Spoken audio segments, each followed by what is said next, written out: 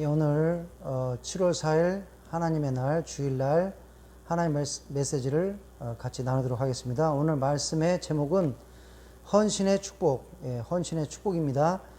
본 말씀은 요한복음 12장 1절에서 11절 말씀 같이 나누도록 하겠습니다. 우리 한번 같이 본 말씀 한번 같이 읽어보도록 하겠습니다. 6월절 엿새 전에 예수께서 베다니에 이르시니 이곳은 예수께서 죽은 자 가운데서 살리신 나사로가 있는 곳이라. 거기서 예수를 위하여 잔치할새 마르다는 일을 하고 나사로는 예수와 함께 앉아 중에 있더라. 마리아는 지극히 비싼 향유 곧 순전한 나드 한 근을 가져다가 예수의 발에 붓고 자기 머리털로 그의 발을 닦으니 향유 냄새가 집에 가득하더라.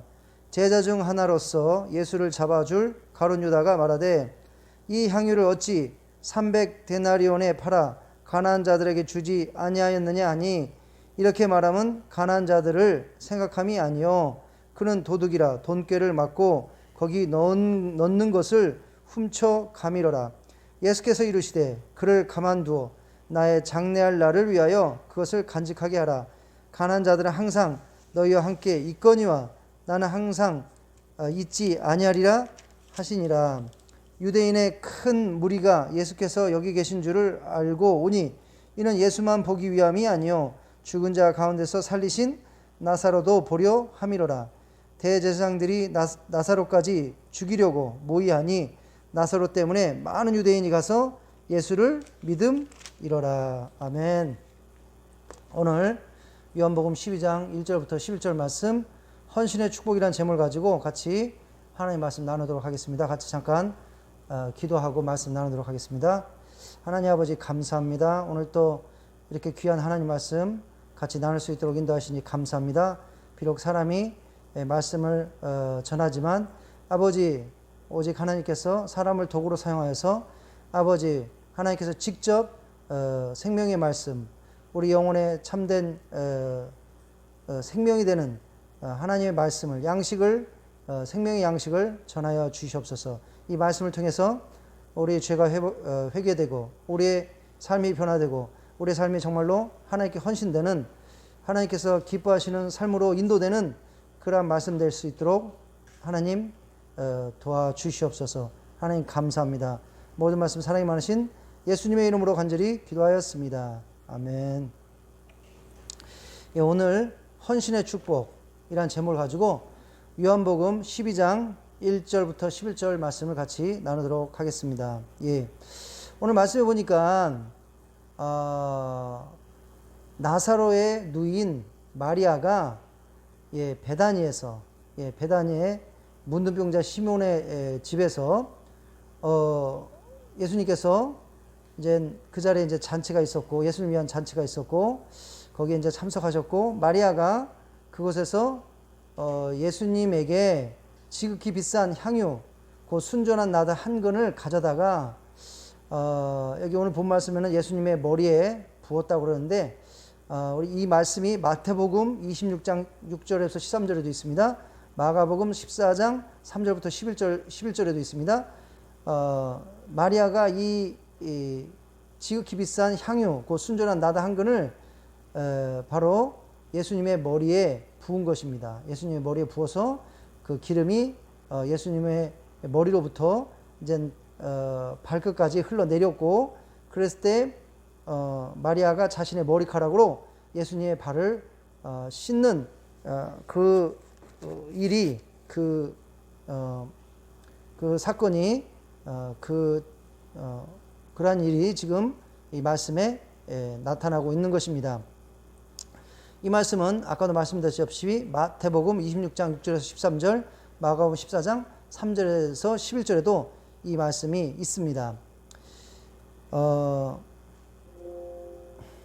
자, 그림에 보다시피 지금 마리아가 예수님에게 비싼 그 지극히 비싼 향유, 그 순전한 나드 한 근을 가져다가 그것을 머리에다 예수님 머리에 붓고 그래서 이제 향유가 예수님의 머리를 통해서 머리와 몸을 통해서 이제 발에까지 흘러 내려왔을 때 바로 마리아가 자신의 머리카락으로 예수님의 발을 씻는 그러한 모습이 나오고 있습니다. 자, 오늘 사건이 일어났던 이 베다니는 예루살렘에서 약 3km 정도 떨어진 그러한 곳입니다. 그러니까 예루살렘에서 매우 가까운 곳입니다. 예수님께서는 예루살렘에 입성하시기 하루 전에 바로 이 베다니에 오셔서 이 잔치에 참여하신 것입니다. 자, 예수님께서 이 베다니에 오셨는데 이 베다니에는 또 어떤 일이 있었습니까? 요한복음 11장 1절부터 44절에 보면 베다니는 그 나사로가 살던 곳이었습니다. 그래서 나사로가 병이 들어서 죽은 지 4일 되던 때 예수님께서 이 베다니에 오셔서 나사로를 살리시는 기적을 행하셨던 곳이 바로 이 베다니였습니다. 그리고 오늘 말씀에 나사로의 누이인 마리아가 예수님께 지극히 비싼 향유 곧 순전한 나드 한 근을 가져다가 예수님의 발에 붓고 자기 머리카락으로 예수님의 발을 닦음으로써 예수님께서 십자가에 죽으시기 6일 전에 이 일이 일어났던 것입니다. 6일 전에 예수님의 십자가 죽음을 앞두고 예수님을 존귀케 하였던 것입니다. 자, 오늘 또 이 일은 문둥병자 시몬의 집에서 있었다고 그러는데 이 문둥병자 시몬은 어떤 사람입니까? 과거에 문둥병자였지만 예수님께서 치료해 주셨습니다. 그래서 이제 이때에는 문둥병자가 더 이상 아니었고 정상인이었던 것입니다. 그는 자신의 병을 치료해 주시고 나사로를 또 죽음에서 살려주신 예수님의 은혜에 깊이 감사하여 이날 예수님을 위하여 잔치를 베풀었던 것입니다. 예수님께서는 베다니에 오실 때마다 나사로의 집에 거하신 것을 통해서 그리고 마르다가 직접 시중을 든 것을 통해 시몬의 집이 나사로의 집이었거나 시몬과 나사로가 매우 가까운 사이였음을 알 수 있습니다. 시몬이 나사로의 아버지라는 주장도 있고 또는 마르다의 남편이라는 주장도 있습니다. 오늘 말씀에서 마리아가 순전한 나드 한 근, 값비싼 향유, 아주 비싼, 지극히 비싼 향유, 순전한 나드 한 근을 예수님의 머리에 부었는데요.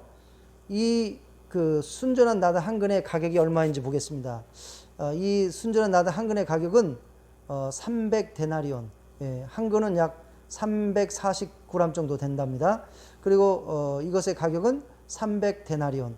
이 300데나리온은 성인 남자가 300일 일해야 되는 임금이랍니다. 300일 일했을 때 받을 수 있는 임금이라는 것입니다. 오늘날 한국 상으로 계산해 보면 하루 임금을 10만 원이라고 한다면 그것을 이제 300일로 따지면 약 3천만 원. 3천만 원에 해당되는 돈입니다. 그러니까 3천만 원에 해당되는 비싼 나드 한 근을 예수님을 위해서 아낌없이 드린 것을 볼 수 있습니다. 그래서 오늘 말씀을 통해서 마리아가 예수님께 큰 지금 헌신을 보인 것을 볼 수 있습니다. 3천만 원에 해당되는, 지금으로 따지면 3천만 원에 해당되는 그 비싼 향유를 하나도 아낌없이 예수님을 위해서 붓고 예수님께 영광을 돌리는 모습을 볼 수 있습니다. 마리아가 왜 이렇게 3천만 원이나 되는 그런 향유를 아끼지 않고 예수님을 위해서 기꺼이 붓고 예수님의 발을 자신의 머리카락으로 씻었습니까? 그것은 바로 이 일이 있기 전에 예수님께서 마리아가 사랑하는 동생 나사로가 죽은 지 4일이 되었는데 바로 그 동생을 어떻게 했다는 것입니까? 살려주셨다는 것입니다. 이가 얼마나 큰 은혜입니까? 사랑하는 동생이 죽은 지 4일 됐는데 그 동생을 예수님께서 바로 하나님의 능력으로 예수님의 그 초자연적인 능력으로 바로 살려주셨다는 것입니다. 그래서 그 은혜에 너무 감사하여서 그 은혜에 너무 감격하여서 바로 마리아는 그 은혜에 대한 그 감사의 표시로 즉 그 은혜에 감사해서 바로 뭐 하는 것입니까? 자신을 예수님께 헌신하는 그런 표현으로 바로 이 귀한 나드 한 근을 예수님께 기꺼이 바로 드린 것을 볼 수 있습니다. 예수님이 십자가에서 돌아가시기 6일 전에 바로 이 사건이 일어났습니다. 그래서 어떻게 보면 예수님께서 십자가에 돌아가시기 전에 바로 예수님의 그 죽음을 미리 예비해서 예수님을 존귀케 한 그런 사건이라는 것을 알 수 있습니다. 물론 마리아는 이제 그런 일이 일어날지 몰랐지만 바로 마리아의 이 헌신이 그러한 예수님의 죽음 전에 예수님을 존귀케 한 그러한 일이 되었습니다. 예수님을 기쁘시게 하는 그런 일이 되었습니다. 오늘 말씀을 통해서 바로 마리아의 큰 예수님께 대한 헌신을 볼 수 있습니다. 은혜에 대해서 감사해서 바로 예수님께 자신의 헌신을 그 순전한 나드 한 근을 예수님께 그 기름 부음으로써 예수님께 드리고 예수님께 쏟고 그리고 그 예수님의 발을 자신의 머리카락으로 씻음으로써 바로 마리아는 자신의 헌신을 예수님에 대한 은혜에 대한 그 감사에 대한 표시로 큰 헌신을 보이는 것을 볼 수 있습니다. 우리가 성경에 보면 이와 같이 예수님의 큰 은혜를 잊고 자신을 헌신한 사람들의 예가 나옵니다. 막달라 마리아. 막달라 마리아는 원래 7 귀신 들렸던 그런 여자였습니다. 7 귀신 들렸기 때문에 얼마나 그 삶이 비참했겠습니까? 그러나 예수님께서 이 막달라 마리아에게 은혜를 베풀어 주셨습니다. 그래서 그 7 귀신 들렸던 그곳에서 예수님께서 막달라 마리아를 자유케 해 주셨습니다. 그래서 막달라 마리아가 정상이 되었고 막달라 마리아는 그 은혜에 감사해서 그 이후로 예수님을 계속 쫓아다녔습니다. 자신을 예수님께 헌신하였습니다. 그래서 예수님이 가르치는 곳, 예수님이 사역하는 곳 계속 쫓아다녔습니다. 예수님께서 결국 적들에게 잡혀서 고초를 당하시는 그때도 예수님의 제자들은 겁을 먹고 다 도망갔지만 막달라 마리아는 끝까지 예수님과 함께 했다는 것입니다. 예수님을 쫓아갔다는 것입니다. 예수님께서 십자가에 못 박혀 죽으셨던 그 골고다 언덕에도 막달라 마리아는 쫓아갔다는 것입니다. 예수님께서 장사되었던 그 무덤에도 막달라 마리아는 쫓아갔다는 것이었습니다. 그리고 안식 후 다음 날 바로 예수님께서 부활하신 그 새벽에도 예수님의 몸을 향유로 향으로 바르기 위해서 바로 그 무덤에 있었다는 것입니다. 이와 같이 막달라 마리아는 예수님의 은혜를 체험한 다음에 7 귀신에서 자유케 된 다음에 자신을 예수님께 헌신해서 예수님을 끝까지 계속적으로 쫓았다는 것입니다. 예수님께서 바로 이 막달라 마리아의 헌신을 기억하시고 어떻게 하셨다는 것입니까? 막달라 마리아에게 큰 영광과 존귀함을 주었습니다. 그것은 바로 예수님께서 부활하신 다음에 그 부활하신 그 몸을 그 많은 사람 중에 처음으로 막달라 마리아에게 보여주셨다는 것입니다. 마가복음 66장 9절부터 11절에 이렇게 얘기하고 있습니다. 예수께서 안식 후 첫날 이른 아침에 살아나신 후 전에 7 귀신을 쫓아내어 주신 막달라 마리아에게 먼저 보이시니 마리아가 가서 예수와 함께하던 사람들이 슬퍼하며 울고 있는 중에 이를 알림해 그들은 예수께서 살아나셨다는 것과 마리아에게 보셨다는 것을 듣고도 믿지 아니하더라. 그래서 예수님께서 부활하신 그 몸을 그 많은 사람 중에 모든 인류 중에 처음으로 막달라 마리아에게 보이셨다는 것입니다. 왜 그랬습니까? 바로 막달라 마리아가 예수님의 은혜를 체험한 다음에 자신을 적극적으로 예수님께 헌신했기 때문에 예수님은 바로 그 헌신을 또한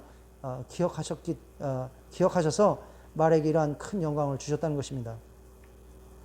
우리가 사도 바울의 삶을 보겠습니다. 사도 바울도 예수님의 큰 은혜를 체험한 사람이었습니다. 원래 사도 바울은 예수님을 가장 크게 핍박하고 예수님 믿는 자들을 가장 적극적으로 핍박하고 박해하고 예수님의 가장 큰 적이었습니다. 그러나 예수님께서 예수님의 가장 큰 적이었던 사울에게 큰 은혜를 베푸셔서 바로 다메섹으로 가는 그 도중에 사울을 만나 주셨고 예수님 만나는 그 경험을 통해서 사울의 삶이 이제 바울로 바뀌게 된 것입니다. 자신의 죄를 회개하고 정말 예수님께서 살아계신 하나님이라는 것을 깨닫고 바로 그때부터는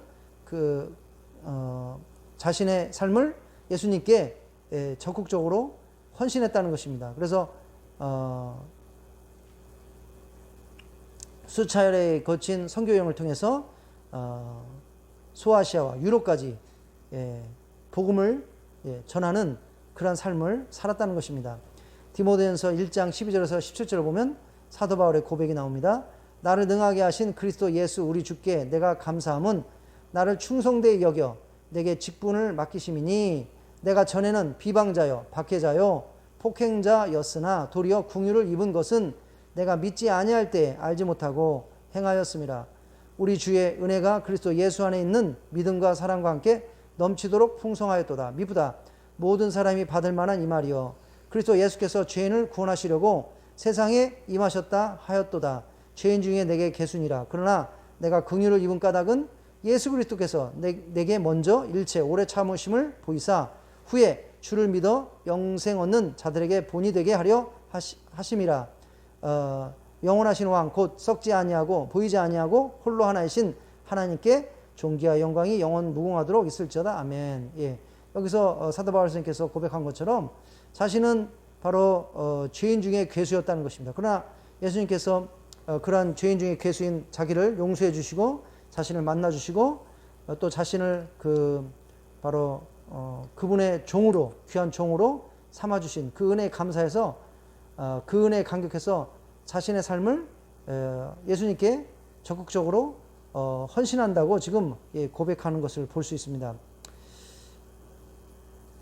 그리고 또 우리가 삭개오 또 사마리아 여인 또 예수님께 치료받은 사마리아 문둥병자 이런 사람들도 성경에 나오는 이런 사람들도 바로 예수님께 은혜를 입고 그 이후에 바로 예수님께 헌신하는 삶을 사는 것을 볼 수 있습니다. 삭개오도 예수님을 그렇게 만나고 싶었습니다. 키가 작아서 예수님을 만나기가 쉽지 않으니까 뽕나무에 올라가서 예수님을 만나고자 했습니다. 그런 자신의 바람을 예수님께서 들어주시고 예수님께서 삭개오 집에 거하신다고 했을 때 그 은혜에 너무 감사해서 삭개오가 자신의 재산의 절반을 가난한 자에게 나눠주고 또 누구에게든지 자신이 속여서 돈을 착취한 것이 있으면 4배로 갚겠다고 이렇게 고백하는 것을 볼 수 있습니다. 요한복음 4장 1절에서 41절 사마리아 여인도 정말로 자신의 그 영적인 갈증, 즉 진정한 만족을 줄 수 있는 그것을 찾고자 했던 연인이었습니다. 그것을 남편을 통해서 좋은 남편을 통해서 얻고자 했지만 얻지 못하고 계속적으로 상처를 받았습니다. 그때 예수님을 만나서 바로 예수님이 그 모든 인류의 참된 만족이 되시는 분이라는 거, 바로 목마르지 않는 그 생명수가 되신다는 것을 이 여인이 깨닫게 되었습니다. 그래서 결국에는 이 여인이 그 은혜에 감사해서 바로 어떻게 했습니까? 예수님을 증거하기 시작했습니다. 그래서 사마리아의 많은 사람들이 이 여인을 통해서 예수님을 믿게 되었다고 요한복음 4장 1절에서 41절 보면 증거하고 있습니다. 예수님께서 치료받은 사마리아 문둥병자도 예수님의 은혜에 감사해서 예수님께 와서 하나님을 예배하고 찬양하는 것을 볼 수 있습니다. 이와 같이 성경에 보니까 하나님의 은혜를 체험한 다음에 예수님의 은혜를 체험하고 바로 그거에 감사해서 자신을 하나님께 대한 예배로 찬양으로 또 예수님을 증거하는 삶으로 또 자신의 재산을 가난한 자에게 나누는 그런 삶으로 이렇게 헌신하는 모습들을 볼 수가 있습니다. 저는 지난주에 한 그 네팔 분의 간증을 듣고 큰 은혜와 감명을 받았습니다. 여기 오른쪽 사진에 세 분이 있는데 맨 여기 왼쪽에 있는 여기 네팔 분이 있습니다. 이분이 원래 이제 거제도에 있는 조선소에서 일을 하였습니다. 이 거제도에서 조선소에서 일을 하는 동안에 여기 계신 한국 분입니다. 이 한국 분이 같이 일을 했는데 이분이 굉장히 이 네팔 분하고 거기서 일하는 네팔 분들에게 친절하게 해줬다는 것입니다. 집에 초대해서 이렇게 식사도 제공하고 또 심적으로 또 육적으로 굉장히 친절하게 하고 또 여러 가지 도움을 주고 그래서 이 네팔 분이 이분이 네팔 분 이름이 수실 씨인데 수실 성도님인데 이분을 형님 이렇게 불렀답니다. 예. 근데 이분이 이 한국 분께서 이 수실 성도님 그리고 또 네팔 분들에게 친절하게 했던 이유는 바로 이분은 이 한국 분은 예수님을 믿는 분이었고 이분들은 이제 힌두교 예수님을 믿지 않는 분들이었습니다. 그래서 이분들을 전도하고자 그렇게 친절을 베풀었다는 것입니다. 그러면서 이 네팔 분들에게 예수님을 믿어라, 예수님을 믿으라고 이렇게 복음을 전하고 권유하였다는 것입니다. 그러나 이 수실 성도님이 그때는 이제 예수님을 이제 안 믿었습니다. 이 권유와 친절에도 불구하고 물론 이제 친절 때문에 이 한국 분을 좋아하긴 했지만 예수님을 믿지 않았다는 것입니다. 예. 그런데 이분에게 이 네팔 분에게 문제가 생겼습니다. 그것은 이분이 이제 그 사상 일을 했는데 허리가 너무 아파가지고 일을 도저히 할 수가 없었답니다. 너무 아파서 그래서 본국에 갔다가 이제 좀 괜찮아진 것 같아서 왔는데 또 일을 시작하는데 또 허리가 아프다는 것입니다. 그래서 도저히 허리가 아파서 일을 할 수 없고 그래서 이제 서울에 있는 큰 병원에 가서 수술을 받게 되었습니다. 수술도 받고 치료를 받고 그런데 그래도 허리가 낫지 않았습니다. 허리가 낫지 않고 계속 허리가 아팠다는 것입니다. 그래서 자신에게는 이제 굉장히 절망이 되었습니다. 왜냐하면 나이도 20대 젊은 나이고 이제 일도 해야 되는데 허리가 너무 아파서 일도 할 수 없고 그리고 큰 병원 그리고 그 훌륭한 의사들도 자기의 허리 아픈 것을 아무도 치료해 줄 수가 없었다는 것입니다. 그래서 너무나 낙담이 되고 실망이 되고 또 이제 어떠한 희망도 없었습니다. 자신이 믿는 힌두교 신들도 자신의 병을 고쳐줄 수 없고 그때 이제 이 한국 형님이라고 부르는 예수님 믿으시는 이 한국 분의 이야기가 생각이 났답니다. 이분이 우리 수실 성도님에게 수실 예수님을 믿어라. 예수님 믿고 예수님께 기도하면 예수님께서 병을 고쳐주실 것이다. 그 말이 생각이 났다는 것입니다. 그래서 이제 아무런 희망이 없으니까 자신이 해볼 방법은 다 사용했지만 아무런 소용없고 자신 믿는 힌두교 신들도 병을 고쳐줄 수 없고 그래서 이 수실 성도님이 이제 어떻게 했습니까? 바로 예수님을 믿기로 작정했다는 것입니다. 예수님께 기도하기로 작정했다는 것입니다. 그래서 예수님 제가 예수님 믿겠습니다. 저의 병을 고쳐주십시오. 예수님께서 저희 병을 고쳐주시면 제가 우리 그 네팔 사람들에게 우리 가족들에게 예수님을 믿으라고 제가 열심히 증거하겠습니다. 저희 병을 고쳐주십시오. 이렇게 기도했다는 것입니다. 그런데 그렇게 예수님 믿기로 작정하고 기도하면서 정말로 놀랍게도 허리의 통증이 사라지기 시작하고 질병이 치유되기 시작했다는 것입니다. 지금은 완전히 괜찮습니다. 이것이 이제 한 3년 전 일인데 그렇게 예수님 믿고 예수님께 기도하기 시작한 것이 3년 전 일인데 바로 그때부터 이제 병이 치유가 돼서 지금 완전히 나았다는 것입니다. 그래서 지금은 전혀 이 허리에 통증이 있지 않답니다. 그래서 이분이 이제 예수님을 통해서 정말로 기적적으로 허리의 질병이 치유받는 그런 체험을 했습니다. 그 뒤로 이분이 그 예수님을 증거하기 시작했습니다. 이제 예수님께 그 치유받은 그런 분명한 그런 체험이 있기 때문에 정말로 확신을 가지고 예수님을 증거했다는 것입니다. 본국에 있는 가족들에게 처음에는 이제 가족들이 굉장히 분노하고 정말로 싫어했다는 것입니다. 왜냐하면 굉장히 강한 힌두 가족이기 때문에 왜 종교를 바꿨느냐, 왜 힌두교를 버리고 기독교를 갔느냐 이러면서 가족들이 굉장히 분노하고 이 그 수실 성도님을 박해했다는 것입니다. 그러나 수실 성도님이 계속 인내하면서 복음을 전하고 자신의 체험을 얘기하고 이렇게 했을 때 결국에는 지금은 온 가족이 어머니부터 형제들 온 가족들이 다 예수님 믿고 그리고 오히려 이제는 예수님을 전해줘서 감사하다고 그렇게 얘기한답니다. 그리고 또 우리 이분이 본국에 있는 그 친구들 주 있는 사람들을 전도를 해서 28명이 예수님을 영접하고 그 28명이 세례받는 것을 비디오로 찍어서 저에게 보여주었습니다. 그리고 또 어제도 메시지가 왔는데 어제도 또 자신이 전도해서 6명이 더 예수님을 믿었다는 것입니다. 예. 그래서 우리 수시 성도님이 예수님께 은혜를 입은 다음에 병이 치유된 다음에 그것에 감사해서 예수님을 적극적으로 전해서 지금 수십 명의 네팔 사람들이 예수님 믿고 지금 구원받는 역사가 일어났습니다. 예.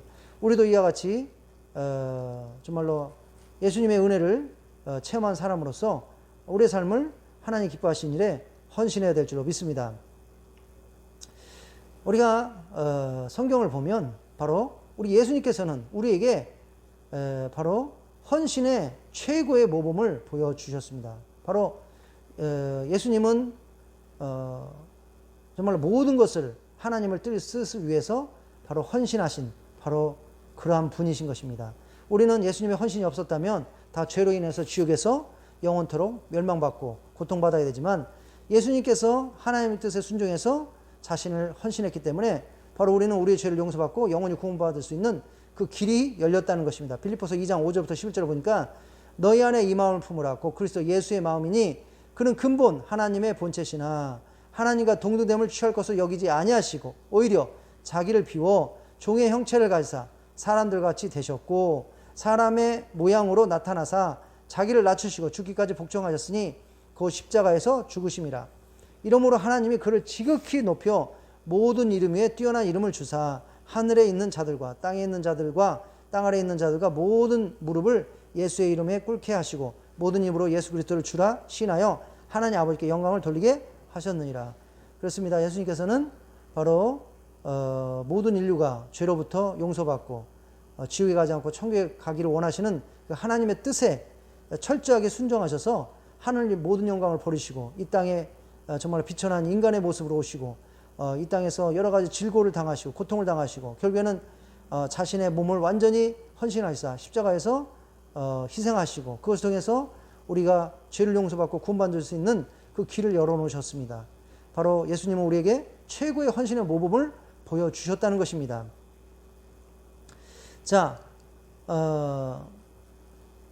오늘 우리가 나누고자 하는 그 바로 중요한 그 요점은 바로 이것인 것입니다. 예, 왜 우리는 우리를 하나님께 헌신해야 하는가? 예, 지금까지 성경에서 하나님께 헌신한 그러한 예들을 보았습니다. 예수님께서 가장 큰 모범이시고 또 마리아의 헌신, 막달라 마리아, 또 사도 바울, 그리고 또 여러 사람들의 그 헌신의 모습들을 보았습니다.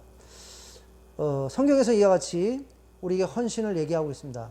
오늘 우리는 다시 한번 왜 우리가 하나님께 헌신해야 되는가 그 이유들을 한번 생각해 보도록 하겠습니다. 예. 첫째, 우리는 우리의 것이 아니고 하나님의 소유이기 때문인 것입니다. 우리는 우리의 인생이 우리 것인 것 마냥 착각을 하지만 성경은 분명히 우리의 삶이 우리 게 아니라는 것입니다. 우리의 삶은 철저하게 모든 것이 다 하나님의 것이라는 것입니다. 여기 고린도전서 6장 19절에서 20절 보겠습니다. 너희 몸은 너희가 하나님께로부터 받은 바 너희 가운데 계신 성령의 전인 줄을 알지 못하느냐. 너희는 너희 자신의 것이 아니라 값으로 산 것이 되었으니 그런즉 너희 몸으로 하나님께 영광을 돌리라. 예, 우리는 죄로 인해서 사탄의 노예였습니다. 예, 자유가 없는 그런 사탄의 소유였습니다. 종이었습니다. 그러나 예수님께서 우리를 그 종된 몸에서 신분에서 자유롭게 하기 위해서 십자가에서 자신의 몸을 희생시켜서 우리의 몸값을 지불했다는 것입니다. 그래서 우리는 이제 사탄의 종의 신분으로부터 벗어나서 자유하게 되었고, 그러나 예수님께서 우리의 몸에 대한 그 몸값을 지불하셨기 때문에 이제 예수님이 우리의 소유자가 되는 것입니다. 예, 우리는 예수님께 속한 것입니다. 그래서 우리의 삶은 우리 게 아닌 것입니다. 우리가 예수님 믿으면 누구 것입니까? 바로 예수님이 우리의 주인이라는 것입니다. 우리는 예수님의 소유라는 것입니다. 그래서 우리의 주인 되시고 우리의 주인 되신 예수님 위해서 우리가 우리의 삶을 드리는 것은 전혀 대단한 것도 아니고 특별한 것도 아니고 이상한 것도 아니라는 것입니다. 당연한 것이라는 것입니다. 당연한 것. 예, 우리는 당연히 우리의 주인 되신 예수님께 우리의 삶을 드려야 된다는 것입니다. 갈라디아서 2장 20절에서 27절에서 21절까지 이렇게 얘기하고 있습니다. 내가 그리스도와 함께 십자가에 못 박혔나니 그런즉 이제는 내가 사는 것이 아니요 오직 내 안에 그리스도께서 사시는 것이라. 이제 내가 육체 가운데 사는 것은 나를 사랑하사 나를 위하여 자기 자신을 버리신 하나님 아들을 믿는 믿음 안에서 사는 것이라. 예, 우리 하나님께서 예수님을 보내시고 예수님께서는 자신을 우리를 위해서 버리셨습니다. 그래서 우리가 그 예수님을 믿는다는 것은 뭡니까? 이제 내가 사는 게 아니라 내 안에 있는 예수님이 나를 통해서 사시는 것이라는 것입니다. 예, 내가 죽고 예수님만 나타나야 된다는 것입니다. 그래서 우리의 삶을 예수님께 드리는 것, 이것은 이상한 것이 아니라 예수님 믿는 자로서 당연히 해야 된다는 것을 우리는 이 말씀을 통해서 기억해야 될 줄로 믿습니다. 둘째로 우리는 예수님의 발자취를 따라가야 됩니다. 예수님 믿는다는 것은 다 예수님을 따라가는 삶을 살겠다고 작정하는 것입니다. 예수님께서 하나님의 뜻에 순종해서 하나님의 뜻에 자신을 완전히 헌신했듯이 우리도 어떻게 됩니까? 바로 하나님의 뜻에, 하나님 기뻐하시는 일에, 하나님 말씀에 우리의 삶을 드려야 된다는 것입니다. 우리 예수님께 우리의 삶을 드려야 된다는 것입니다. 에베소서 5장 1절에서 2절에서 이렇게 얘기하고 있습니다. 그러므로 사랑을 받는 자녀같이 너희는 하나님을 본받는 자가 되고 그리스도께서 너희를 사랑하신 것 같이 너희도 사랑 가운데 행하라. 그는 우리를 위하여 자신을 버리사 향기로운 제물과 희생 제물로 하나님께 드리셨느니라. 그래서 예수님께서 우리를 위해서 자신을 버리시고 바로 하나님께 헌신하셨다는 것입니다. 희생 제물로. 우리도 그 예수님을 본받는 자가 되고 예수님을 따라가는 그런 자가 되어야 된다고 에베소서 5장 1절에서 2절은 얘기하고 있습니다. 누가복음 9장 23절에서 24절 예수님께서 말씀하셨습니다. 아무든지 나를 따라오려거든 자기를 부인하고 날마다 제 십자가를 지고 나를 따를 것이니라. 누구든지 제 목숨을 구원하고자 하면 잃을 것이요 누구든지 나를 위하여 목숨을 잃으면 구원하리라. 예, 그렇습니다. 예수님을 따라오려고 하는 자는 자기를 부인하고 날마다 제 십자가를 지고 예수님을 따라야 된다고 얘기하고 있습니다. 예, 그래서 예수님을 따르고자 하는 자는 뭡니까? 자신을 부인하고 자신을 내려놓고 이제 하나님의 뜻에 따라 자신을 헌신하는 그런 삶을 살아야 된다고 말씀하신 줄 믿습니다. 우리가 우리의 뜻대로 살려고 할 때, 우리가 원하는 대로 살려고 할 때, 우리는 결국에는 잃어버리게 되는 것이고, 우리의 목숨을 잃어버리게 되는 것이고, 영원한 생명을 잃어버리게 되는 것이고, 우리가 우리를 내려놓고, 우리 온전히 하나님께 헌신하고, 하나님의 뜻대로 위해서 우리를 내놓으려고 할 때, 우리는 분명히 영원한 생명을 얻을 줄로 믿습니다. 우리가 예수님을 믿는다는 것은 우리의 삶을 예수님께 드리기로 결심하는 것을 말합니다. 예. 로마서 12장 1절부터 2절. 로마서 12장 전에는 바로 복음에 대해서 체계적으로 설명하고 있습니다. 그래서 우리가 이제 12장부터는 복음을 영접한 자, 복음을 받아들인 자가 이제 실제적인 삶에서 어떠한 삶을 살아야 되는가, 바로 적용 부분, 바로 실행 부분을 얘기하고 있는 것입니다. 그래서 그 예수님의 복음을 영접한 그 사람들이 살아야 될 그 삶을 얘기하는 그 적용 부분, 첫 장 첫 절에서 뭐라고 얘기하고 있습니까? 이렇게 얘기하고 있습니다. 그러므로 형제들아, 내가 하나님의 모든 자비하심으로 너희를 권하노니 너희 몸을 하나님이 기뻐하시는 거룩한 산 제사로 드리라. 예. 그래서 예수님의 복음을 이제 받아들이고 예수님을 믿고 따르기로 작정한 자는 어떻게 된다는 것입니까? 우리 몸을 하나님이 기뻐하시는 거룩한 산제물로 드려야 된다는 것입니다. 헌신해야 된다는 것입니다. 그래서 예수님 믿는다는 것은 우리의 삶을 하나님께 드리기로 헌신하기로 작정한다는 것입니다. 예. 그래서 다시 한번 헌신은 예수님 믿는 사람들이 해야 되는 대단한 일도 아니고 특별한 일도 아니고 이상한 일도 아니고 바로 당연한 일이라는 것입니다. 당연한 일. 예. 여기 예수님을 믿기로 작정한 그러한 사람들이 해야 될 살아야 될 삶에 대해서 얘기하는 첫 장, 첫 절에 뭐라고 얘기하냐면 그러므로 형제들아 내가 하나님의 모든 자비하심으로 너희를 권하노니 너희 몸을 하나님이 기뻐하시는 거룩한 산제물로 드리라. 예. 헌신하라고 얘기하고 있습니다. 헌신하라고. 예수님 믿기로 작정했으면 삶을 하나님께 드려라. 예, 이렇게 얘기하고 있습니다. 이는 너희가 드릴 영적 예배니라. 너희는 이 세대를 본받지 말고 오직 마음을 새롭게 함으로 변화를 받아 하나님의 선하시고 기뻐하시고 온전한 뜻이 무엇인지 분별하도록 하라. 우리가 로마서 6장에 보면 세례에 대해서 얘기하고 있습니다. 세례는 무엇입니까? 바로 죄에 대해서 죽고 새로운 삶으로 부활하는 것입니다. 그리고 이제 죄에 종되었던 그런 삶에서 이제 의의 도구로 우리의 삶을 적극적으로 하나님께 드리는 그 의미로 세례를 받는다는 것입니다. 그래서 우리가 예수님을 이제 믿었으면 우리가 이제 죄의 도구로 사용했던 죄의 도구로 쓰였던 그런 삶에서 이제 죽고 이제 적극적으로 의의 삶을 하나님께 드리는 의의 도구로 사용되는 그런 삶으로 작정해야 된다는 것입니다. 그래서 우리가 예수님 믿는다는 것은 우리의 삶을 하나님께 드리기로 결심하는 것을 말한다는 것을 우리가 말씀을 통해서 알 줄로 믿습니다. 자, 하나님께 우리의 삶을 헌신할 때 우리의 삶은 풍성히 열매 맺는 삶이 될 수 있습니다. 우리가 요한복음 12장 24절부터 25절 보니까 이렇게 얘기하고 있습니다. 내가 진실로 진실로 너에게 이르노니 한 알의 밀이 땅에 떨어져 죽지 아니하면 한 알 그대로 있고 죽으면 많은 열매를 맺느니라. 자기의 생명을 사랑하는 자는 잃어버릴 것이요 이 세상에서 자기의 생명을 미워하는 자는 영생하도록 보존하리라. 예, 그렇습니다. 한 알의 씨앗이 땅에 떨어져서 죽지 않으면 그냥 하나로만 그냥 머물러다 끝나는 것입니다. 그러나 그 한 알이 기꺼이 땅에 떨어져서 죽게 되면 거기서 씨가 나고 뿌리를 내리고 이것이 자라서 큰 나무나 또 식물이 되고 또 많은 열매를 맺고 그 안에 또 수많은 씨가 있고 이와 같이 풍성한 열매 맺는 그러한 결과를 이루게 된다는 것입니다. 그렇죠. 그런 것처럼 우리가 우리 자신을 하나님께 드리길 싫어하고 그냥 우리 뜻대로 살려고 하면 그냥 우리 하나로 끝난다는 것입니다. 예, 아마 우리나 믿고 아마 우리만 구원받는 이런 삶으로 끝날 것입니다. 그러나 우리의 삶을 하나님 기뻐하시는 그런 영혼권의 그런 일과 또 하나님 기뻐하시는 전도와 선교와 이런 것을 위해서 봉사와 이런 것을 우리에게 하나님께 헌신할 때 하나님 기뻐하시는 헌신하게 되면 우리는 하나지만 우리의 하나의 삶을 통해서 수많은 영혼들이 복음을 듣고 하나님의 구원으로 나오게 된다는 것입니다. 많은 열매를 맺게 된다는 것입니다. 그렇기 때문에 우리는 우리의 삶을 하나님께 적극적으로 드려야 될 줄로 믿습니다.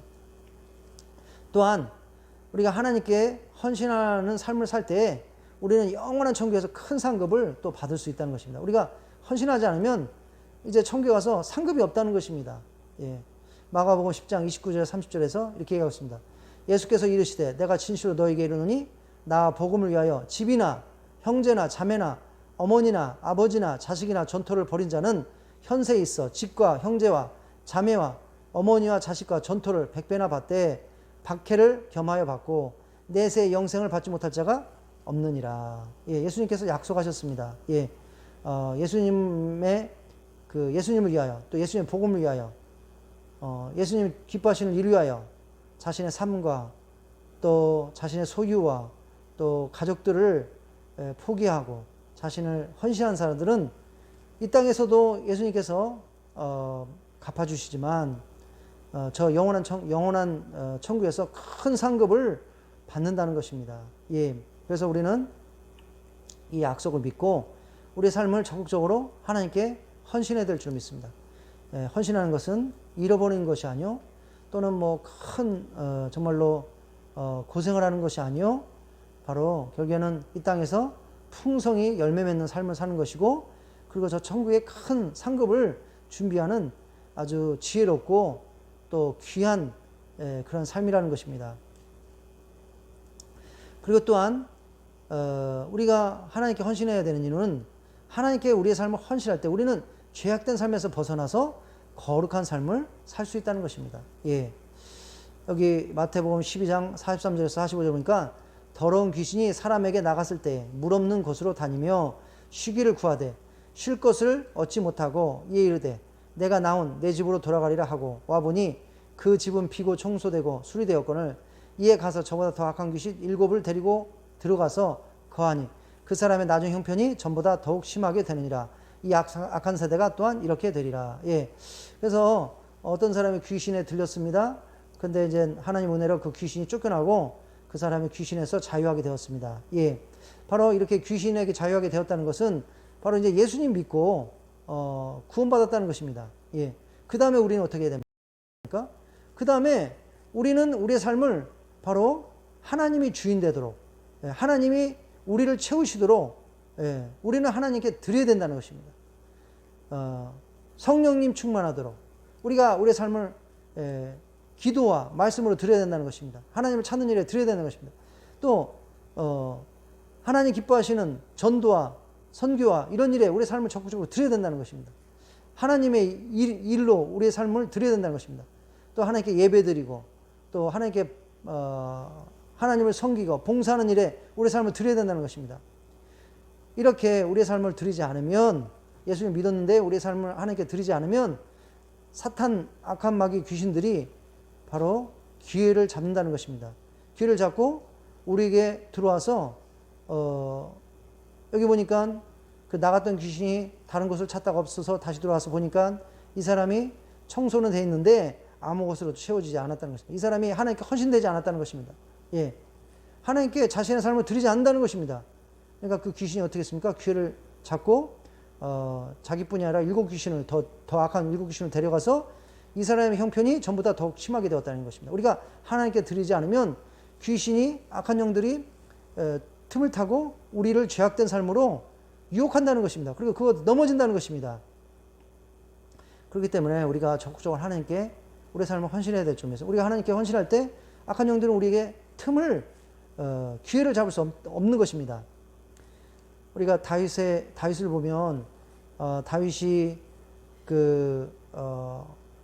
하나님의 다윗이 왕이 되고 하나님의 왕국을 세우고자 열심히 전투하고 자신의 삶을 하나님께 드렸습니다. 그러나 이제 자신의 왕권이 강고해지고 이스라엘이 강성해지고 평화롭고 주의 나라들이 감히 이스라엘을 넘보지 못할 때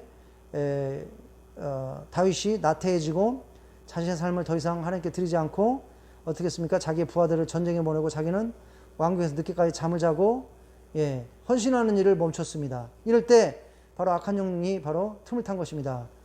다윗이 늦게 일어나서 옥상을 거닐다가 밑에를 보니까 아름다운 여인이 목욕하고 있고 그 여인은 바로 충실한 그 군인 우리아의 아내인 바세바였던 것입니다. 그 여인을 자신의 권력을 이용해서 데려오라고 하였고 동침하여 간음을 행하고 또 바세바가 임신한 것을 또 숨기기 위해서 그 충실한 그 우리아를 그 전장의 가장 치열한 위험한 곳에 보내서 죽게 하고 이것을 통해서 살인을 범하고 이러한 죄를 범하게 될 때 결국엔 다윗의 인생이 승승장구하다가 이제는 꺾여서 내리막길로 내려가는 것을 볼 수 있습니다.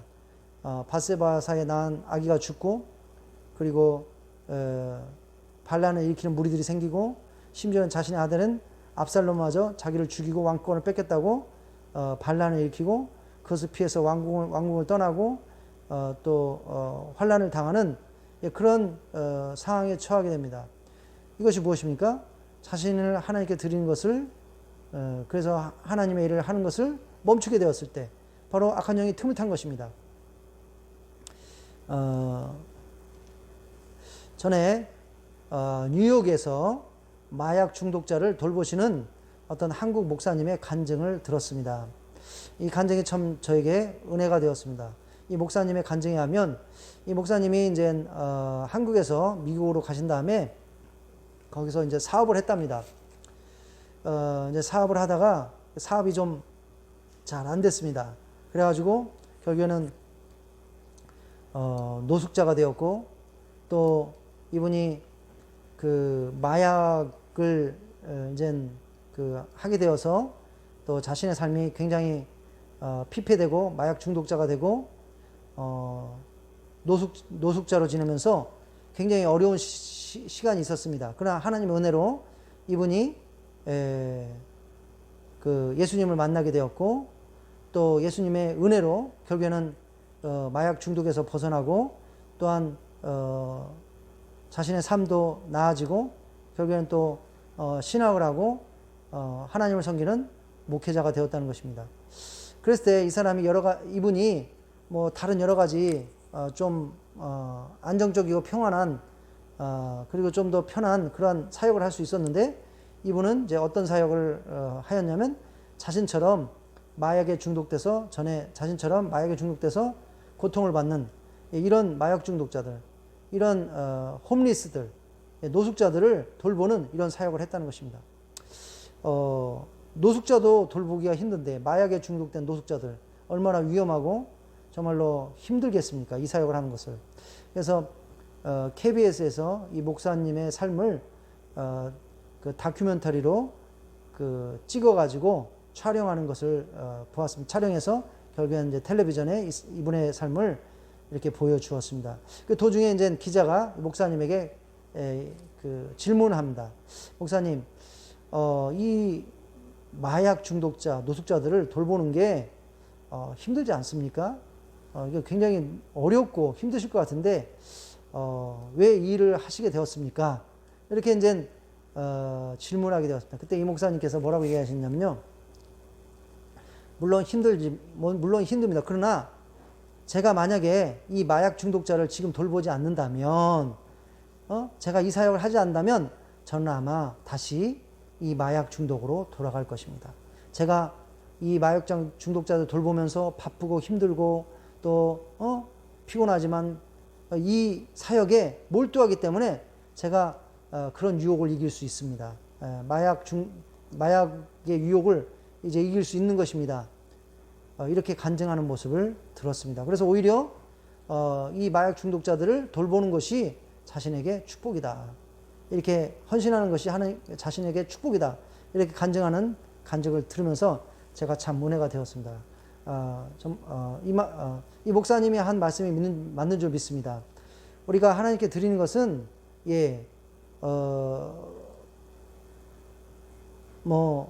우리가 큰 어떤 고생과 또 어려움과 불편함과 이런 것이 아니라 결국엔 우리에게 축복이게 된다는 것입니다. 바로 우리가 하나님께 적극적으로 우리 삶을 드릴 때 무엇입니까? 악한 영들이 우리에게 틈을 탈 수 없다는 것입니다. 우리가 죄를 지을 죄의 유혹에 넘어갈 그런 기회를 주지 않는다는 것입니다. 또한 말씀을 통해서 우리가 헌신할 때 바로 우리가 왜 헌신해야 되는가 그 이유들을 알아보았습니다. 우리는 우리의 것이 아니라 하나님의 소유이기 때문인 것입니다. 또 예수님이 자신을 온전히 헌신함으로써 인류를 구원하실 수 있는 그 길을 열어놓으심으로써 그 헌신의 가장 좋은 큰 모범을 보여주셨습니다. 우리는 예수님을 믿는 자로서 그 예수님의 발자취를 따라가야 될 줄로 믿습니다. 또한 예수님을 믿는다는 것은 우리의 삶을 예수님께 드리기로 결심하는 것을 말하는 것입니다. 또 우리가 하나님께 우리의 삶을 헌신할 때 우리의 삶은 풍성히 열매 맺는 삶이 될 수 있다는 것입니다. 또한 하나님께 헌신하는 삶을 살 때 우리는 영원한 천국에서 큰 상급을 또한 받을 수 있다는 것입니다. 그리고 또한 이 땅에서도 우리가 적극적으로 하나님께 삶을 드리는 것이 바로 죄악에서 벗어나서 거룩한 삶을 사는 그 길이라는 것입니다.